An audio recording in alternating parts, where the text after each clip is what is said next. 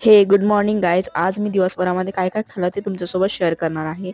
So सगळ्यात अगोदर उठल्यानंतर मी घेतलं ब्लू टी, त्यानंतर मस्त अशी संत्रा खाल्ली.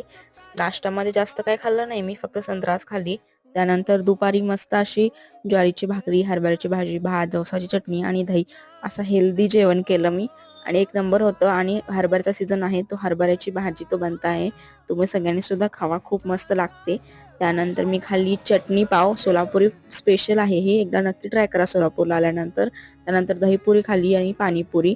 आणि मग येताना मस्त अशी मिठाई घेऊन आलते, खोबऱ्याची चक्की होती आय थिंक ही, ती सुद्धा मी खाल्ली, खूप मस्त लागते. एवढं सगळं खाल्ल्यानंतर संध्याकाळी जेवायची बिलकुल इच्छा नव्हती, त्यामुळे मी जेवण केलं नाही. मस्त असं पप्पाने आईस्क्रीम आणलं होतं, आईस्क्रीम एन्जॉय केलं. तुम्हाला कोणत्या फ्लेवरचं आईस्क्रीम आवडतं ते मला कमेंटमध्ये नक्की सांगा.